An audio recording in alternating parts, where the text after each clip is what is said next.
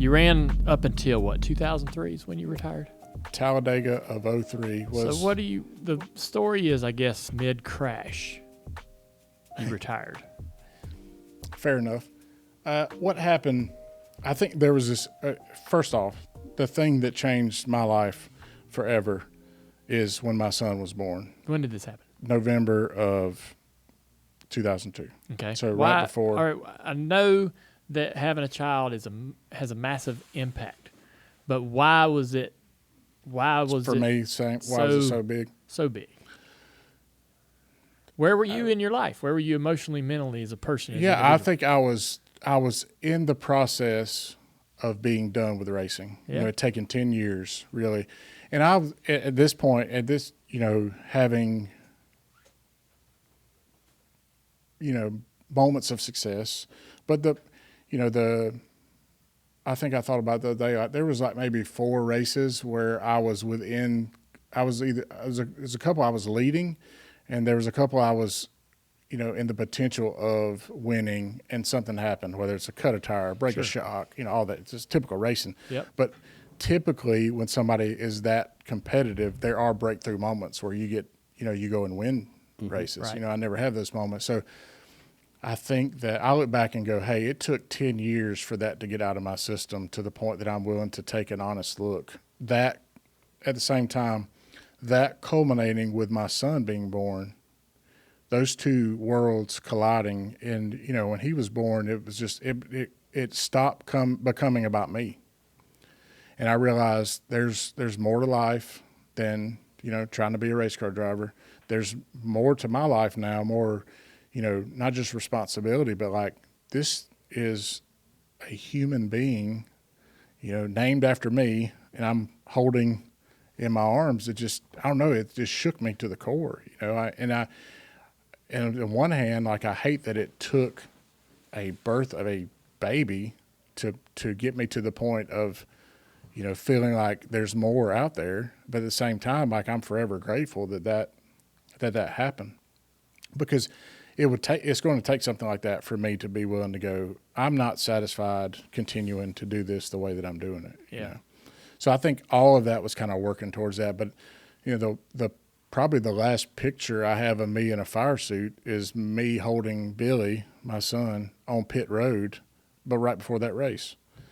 And I got in the car and had a great car. At that time, Harold Holley was the crew chief, amazing crew, probably one of my favorite people and crew chiefs.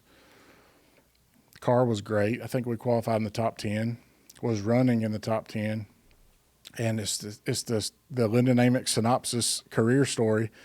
The guy in front of me cuts the tire. I see it, get my hand up, like, hey, slow down. The guy behind me, I don't remember who it was, but he was a rookie and never slow down, hit me in the rear, 24-car pileup. And it was like I kind of summarized my whole career in that moment of getting wrecked, almost flipping over, spinning down. And as I'm spinning down the infield, I'm like, I'm done. I was already toying with the idea of the military, what's next. I was getting to the point of just like, I'm going to done. do something different. Yep. Why the military? I think.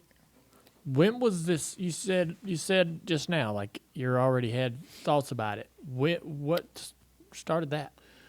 Well, here again, Billy being born, but also, that was November. So you go through the off season. We didn't really race. I think Talladega was the first and only race I was in that year. So that's April. What are you doing with yourself? I just come out of the Dr. Pepper deal that went bad, and I drove the PPC car at Kansas, finished in the top 10, my one race with them. But all the months in between. Yeah, I mean, just trying to get something else put together. That we had closed Team Amick Motorsports because I took a job, actually driving for another team. Mm-hmm. So kind of reestablishing all that, and that was kind of the gist of what we were trying to accomplish. But all of it producing frustration, and it's just not going well. All right. So do Talladega, like I said, made that decision. And by That was April. By May the 23rd, that's when I raised my right hand and swore in to the military. Who would you talk to about this military idea? Well, why the military? I felt like, bring that question back up, but why the military? I felt like I had missed a lot of my youth, kind of like the college experience, you know, some of the normal life of people that I knew and had seen. And I couldn't go back. I mean, I could have gone back and gone to college, but I didn't want to. But there was things like I had had some probably childhood dreams of being in the military. Is there somebody in your family? Dad was in the military. Okay, your he was an dad. officer in the National dad. Guard. Yeah. Okay. Which I didn't really know that part of him, and Okay. he kind of kept that from me. And when I came to him and said, "Hey, I'm done and I'm joining the military," you know, that was like How old are you at this point? 26. Okay. Yeah. So, yeah, I was, anyway, why? I just felt like I owed something to my country at this point for the freedom that we were experiencing, you know, to be able to go race. And like, I was kind of a World War II buff, and it just stirred in me like I owe something for what I'm able to live in, the country I'm able to live in. And I was just familiar enough with the sacrifice of the people and generations that had gone before us that I was like, you know, I'm at a point in my life, I'm in great shape. I can go do something. I can go serve my country. And it's funny, I was telling Melanie, my wife, like, well, at least I'm not going to be risking my life every weekend. You know, like in racing, the reality of that started hitting home too. You know, like you're always convincing yourself that, you know, it's not going to happen to you. And, you know, I've been very fortunate, and as many times as I hit the wall and as hard as I hit the wall, I didn't have anything more than concussions that I dealt with. And, you know, I just kind of like said, hey, the odds of me risking my life really in the military is very slim, you know. So I'd like to serve my country. That sounds asinine, to be honest with Oh, you. I know, but this is how you rationalize it to yourself. So are you rationalizing that with your wife too? Yeah, Is that what that's you're what I saying to told her? her. Oh, yeah. And what is her response to that? You know, I think she was just glad that that I wasn't going to be racing anymore. She didn't want you to race anymore. Yeah. And she never projected that to me because she was just living. I mean, that's all.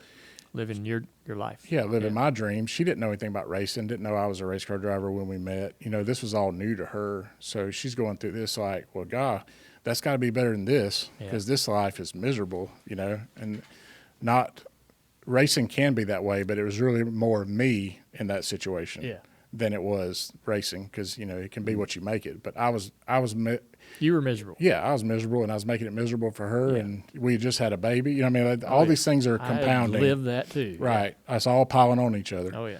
So, yeah. So that was really the why, because I really wanted to serve my country. But that shouldn't have been. That's a great reason, but it's kind of like the egotistical driver who didn't make it has got to find a better reason to go get out of racing. Like who's gonna? You needed the reason to get out of racing that you felt like everybody would accept. Right. Holy shit. I mean, I think looking back now, like I think that's what I was thinking. Like, who's going to argue with you going and serving your country? I mean, there's the part of my heart who wanted to serve the country. That's good. Sure. You know, that's real. Mm-hmm. That was for real. And that was probably the main motivation. But this would be the only way you could leave racing with peace of mind. Yeah. Yeah. I think that's going on too. That's fair. I think I have to be honest with myself and go, there's part of me that like, how do you walk away from this too? That's you know, being a human being. Yeah. That's a and natural I was emotion, also, I was kind of done. I wanted to go do something that I could stand on my own merit. The question I have, and I think a lot of people might have, is your family with this successful business. You don't have to risk your life, you know, and I guess you could have, you know, done anything else. Yeah. You could have done whatever else you wanted to do. Absolutely. And never enter my mind. You wouldn't do that. Never enter my mind. I think because the same kind of personality that goes and, you know, tries to make it in racing is the same personality that needs that reason to be able to exit. you're going to go be a chicken farmer? You know, I don't know. I didn't have that rational thought, but subconsciously that had to be going. There was never any part of me that like looked at that as an option of going back and being. I so didn't want to do that I was going to find something else to do, and that doesn't make sense because it's an amazing business that's there, but it never appealed to me, and Dad never forced it on me. Sure. You know, he never said, "Hey, you need to come back and do this." If he had, I would have done it out of respect for him. So when do you get to training? Basic training. So I raised my right hand in May, and there was a delay until November until you shipped out. All right. So from May to November, I was at home. Moved back to South Carolina, where I'm from. Anybody try to talk you out of this? Yes. Who? Well, my dad, for one, my mom, anybody that loved me, except for my wife. Not that she didn't love me, but I think she realized at that point if I had kind of set my mind to do something. And, you know, my personality is if I'm going to do it, I'm going to do it 110%. Let me ask you this, though. All right, so I'm sorry to interrupt you, but I got to know the birth of your son, profound. Change your mind, change your life, change you. But you're going to go do this, and you're going to have to sacrifice time, right, Yes. away from them. Yeah. How did you battle with that? How did you justify How did that? I rationalize it to myself? So I know exactly because I thought this thought. So in racing, it's basically a 12-month commitment, right? Mm-hmm. Like if you do anything back then, I don't know how it is now, but back then, if you do anything besides try to better yourself in racing, like you don't go to, you know, family events and you're always trying to get better. So you can't take time away from racing to go do XYZ. So the way that I looked at the military was, yes, I'll be gone, but in certain spurts. So, you know, I'll be home some, but then I'll be gone. And obviously the worst case scenario, which was in my mind the best case scenario, was to be deployed. That was a real, you know, we're in wartime whenever I decided to join the military. So that was a real possibility. Were you eager to be deployed? Yeah. Yep. After, I think I wanted to, because I didn't choose to go be a doctor in the military or a truck driver. Sure. I wanted to be an infantryman. You know, I wanted to be the guy that kicks in the doors and shoots the weapon, because here again, it's kind of that same. You were all in. Yeah. If I'm going to do it, I want to do what's the biggest, baddest thing you can do, you know. So the truth of the story is I wanted to go into the Special Forces, and I had a mutual friend who was in the Army, who was at Fort Benning, and was training infantry soldiers, and we connected. And so I went and met with him. You talking about people who talked to you, you know, who helped you through this process. He was in it, doing it. And so I went and met with him, and I said, here's what I want to do. I want to go Special Forces. I want to do the National Guard, which National Guard has Special Forces, because I could be home. I won't be, you know, having to move to a fort, whatever. I was in the process of building a house in where I'm from, so I could basically have my cake and eat it too. I could be in the military, be in Special Forces, and when I'm not deployed or not in training, I can be home. So that was another part of my my was that a proposal.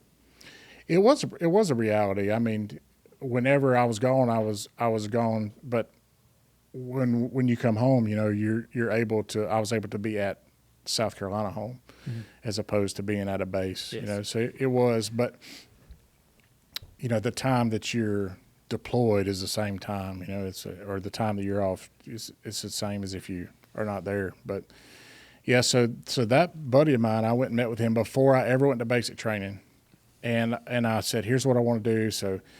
So we put together this plan. He helped me put together a plan. We went and met with the National Guard Special Forces in Alabama, and they said, hey, what you need to do is you need to go from South Carolina, go to infantry basic training in Fort Benning, get airborne school, and then when you graduate from that, then do a transfer to Alabama, and then we'll send you to training for Special Forces.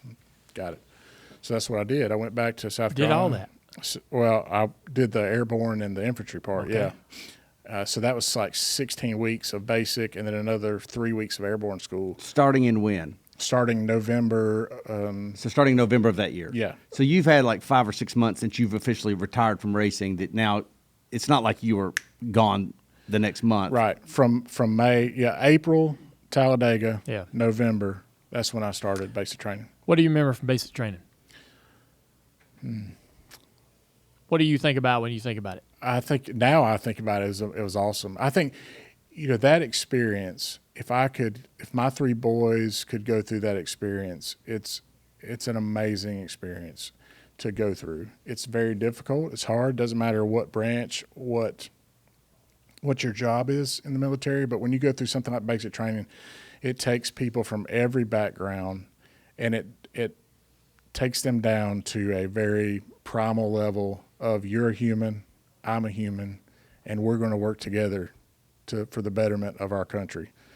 And to go through that process, and nobody knew me. I didn't say a word to anybody. I was just a 26-year-old old guy, who was there going through basic A lot training. of younger guys than you in there. Yeah, absolutely. I mean, so I loved it. I loved the military. My original contract was 3 years, and I wound up doing 8 because I just enjoyed it. I mean, I excelled at it. It was something that was very easy to me. The military, if you will be correct 90% of the time if you just do what you're told. It's very simple. You just do what you're told, and you will excel in the military. And I loved it. I went to airborne school. I mean, it was that process I'd never been gone from home like that. So being gone for 16 weeks straight, the first part of that back then, is called a total control phase of basic training. They take everything away from you. You can't call home. Like I was sold this bill of goods of like, oh yeah, you'll be able to talk to your family and all this stuff. Yeah, no.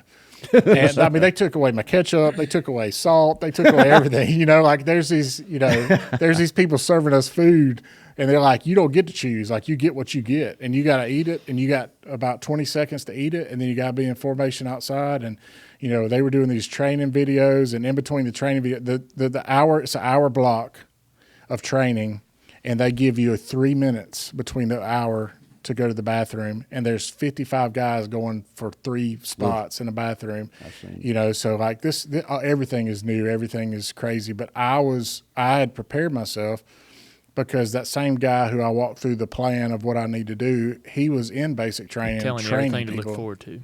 Yeah, he taught me how this is how you attach your equipment. This is how you keep your uniform squared away. This is how you do your boots. So I went in there way ahead of the curve because I went in there with the goal of being the best soldier in the group and having had some preparation.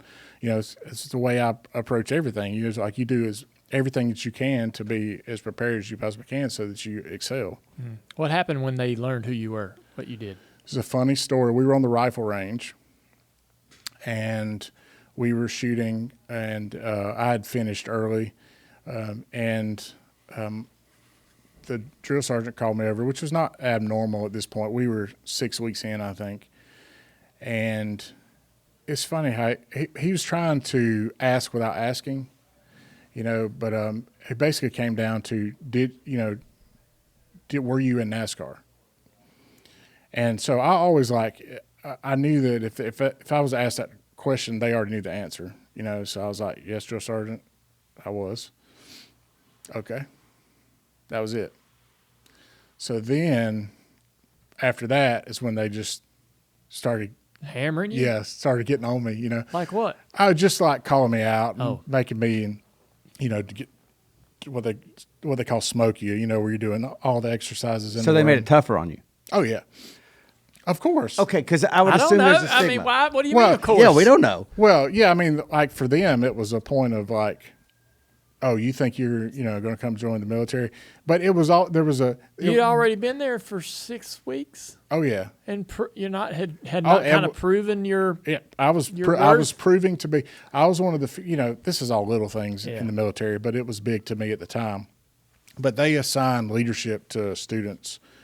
And after, about week 7 or so, they start you start getting leadership positions. And I was one of the few people of my whole cycle that once I got put in student leadership position, I never was removed. You get removed if you mess Sure. up, Right. you know, and I was on it, you know, and I was awarded airborne school. I didn't go in there with it in my contract.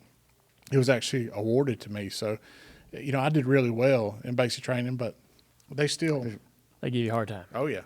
This actually, I have to assume something, and I wanted to ask you this a little while ago, so I don't mean to go backwards, but is it fair to assume that they think you're coming from a life of privilege?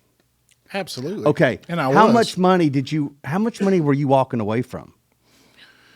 It's kind of tainted because how much money did we spend? You know, Okay. The quickest way to make $1 million in racing is to spend 10 or start with 10 or whatever. You know, I mean that's kind of so I can't really take the money that I put in my pocket as a race car driver and say, oh, I made that because I mean our family was spending, you know, tons of money. But You quit during the middle of a contract, you know, so you knew what you were supposed to get paid that year. Well, yeah, I mean just you know. $100,000 or $200 something, whatever it was, you know. I mean, but none of that was even that never crossed my thought process. I think for them it was you know, like you came from the elite racing world. That's right. What are you doing here in basic training? You know, That's my point. Whether it was true or not, that's what they probably assume, and that's a yeah. fair assumption. What did you tell them?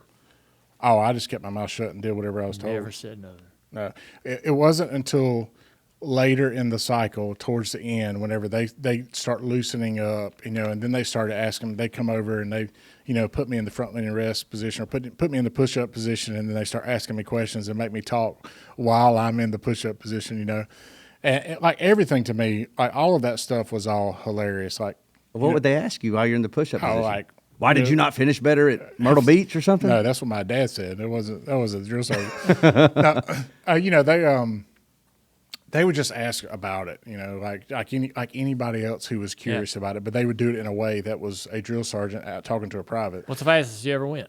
Yeah, Stuff like yeah, that. yeah. What do you do when you go to the bathroom? You know. Yeah. Yeah, just like all that kind of stuff, which was fun. You know, at that point, I had definitely proven that to me this was something I took seriously, and it had nothing to do with you know, because people crazily accused me of joining the military for sponsorship. You know, at that time we had all the armed forces in. You know, I had people say like you were angling. Yeah. Oh wow, yeah. I think I kind of remember that. Yeah, people thinking that this is why he did it because he's trying to get sponsorship. I'm like, no, I raised my right. This ain't the PR thing. I raised my right hand and I'm going to basic training. You know. Yeah. Like, yeah, that was crazy. So you mentioned that you joined the National Guard during wartime. Mm-hmm. So there was the potential, right? That you knew you were aiming in that direction. Yeah. You do get deployed in May of 2003. So how long? 2007. 2007. Yeah. All right. So you'd been in the military for the first contract. Yeah. Signed up for a second contract. Did you know you were signing up because you were going to deploy? When they had the meeting with us that, hey, our company's going to Afghanistan, I was at the end of my contract. And I said, send me, and extended right there. We were in Fort Stewart, Georgia. Amongst your peers, was that the common, were you not alone in that sort of, yeah, I'm in? Yeah, I mean, I think everybody who was in my company were, I say everybody, but the majority of people who were in my group were all, we've been training hard for this, and this is why we trained, and it's true. I mean, this is why we've been working our guts out for 4 years, is to go do this job. You know. Yeah. What'd your family say? Well, I think it was really hard for my dad. I think it was hard for my mom. I think Melanie did I mean, obviously she did an amazing job absorbing me and me going Afghanistan. She was probably a little bit relieved, honestly, with me leaving. I mean, our marriage it's kind of like that racing guy. It was a facade, you know. It was in appearances, it was a great marriage and a great family. But the truth is that, you know, I was not doing a good job being a husband or a father at that point. So it was probably a relief for her, honestly, for me to be gone for a little while. That's a hell of a thing to admit. Yeah. What was going on? Well, let's see. Where do we start?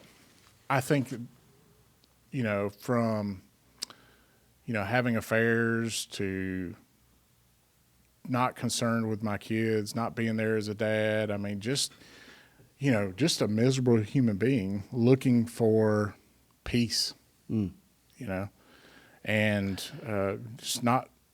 just being a jerk, That's not who I think of you as. Well, I think in the heart of who I was, that wasn't who I was, but I think that I kind of grew into that. You would think that racing would take you down that path, of being a miserable human being. Yeah. But there's a lot of. I think I didn't know how to process failure like that, and all my life was tied up with being a race car driver, and to do something like that and not succeed. I mean, that's definitely, that's one reason, but that's not the reason. I think I just wasn't truly, I wasn't happy. I didn't know how to be a good husband. My dad didn't model that well. It's just like a lot of things swirling around that contributed to all that. And a lot of people go to therapy. Yes. You join the military. Which is, I guess, maybe the same thing. Yeah, in a different way. Yeah. Yeah, we went to therapy and it didn't help. Yeah. I feel like I was I was definitely very good at lying, and I was extremely good at and smart enough to be able to turn around a accusation and put it back on you. I know Melanie, we would have conversations and she would be coming to me with a legitimate, I should own this, that I screwed up or I'm doing something that I shouldn't be doing. And she'd walk away from that conversation going, how is this my fault? Because that's, Wow. I could just turn it around, Yeah. And Well, listen, because I know y'all are doing well, I appreciate you being so honest today about that with us, because I know that that's no easy thing. And I know that, you have a family of 4 now, so I know that the story ends well. But you go to war to get there. Exactly. That's that's messed up, but I was looking for a way out of the life I had created or that I was participating with. Like for me, Afghanistan, is it a deployment to a combat zone? Yes, but it's also a pause in the person who was like the way I was living my life, and on the outside, everybody thought my life was amazing. Like you would look at it from the outside and go, it's picture perfect. Sure. My family, my immediate family, wife and kids. I've got 3 boys. Like, what's not to like? You're living in South Carolina. So, but for it was I was making things miserable, and it was miserable, and I was also like I didn't really know how to change that, how to be different, and so for me it was like, hey, yeah, I can go be absent from this world that I've created for a year, and I get to go do what I've been wanting to do for the last 4 years. What I've been training to do is go to a combat zone and be an infantry soldier. We'll talk about that a little bit. I want to know, though, while for the time you're over there, how does your relationship with your wife evolve? Or did it at all? Yeah, it evolved from this standpoint. She blossomed while I was gone. Spiritually, as a person, like it was probably what was needed for her to be able to get through what was and what was when I came back too.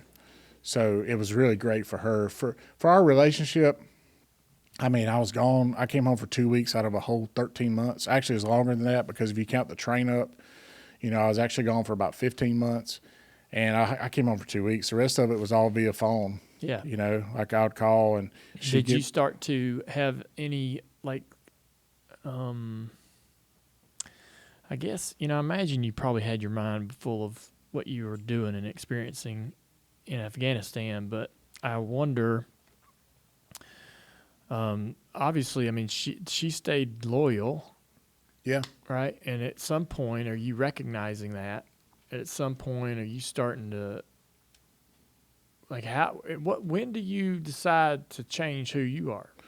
I wanted to be, like, when I was over there, I wanted to be the guy that, you know, you thought I was, or whoever thought I was. Like, I wanted to be the dad, you know, I wanted to be the husband. And I came back with just unbelievable trauma from a being deployed since, you know. Like PTSD? Yeah, I mean, that's what they call it, but they throw PTSD on everything now. But Yeah. yes, that the truth of being, and it's the combat is not near as impactful as being in a combat zone for a year with the job that we had, where, you know, every time that you leave, you're going to risk your life. Like, I'm going outside the wire. I'm going to do something. There is a chance that I'm going to get shot at, blown up. And you deal with that early on, or else it'll drive you crazy. And so, and you're also living with these guys 24/7. You know, I tell people a year deployed is like 10 years any other part of your life.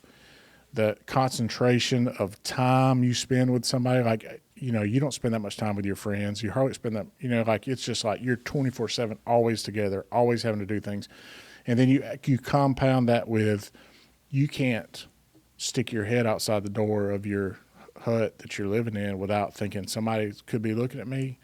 If I drive this Humvee or this, whatever your vehicle is in, when as soon as we leave that wire, it's on, and you live that way for a year, it takes a tremendous effect on your everything, your personality. And that's why when guys like that, when you come home, and that's just, you know, I was just deployed for one time for a year. You got guys on multiple deployments.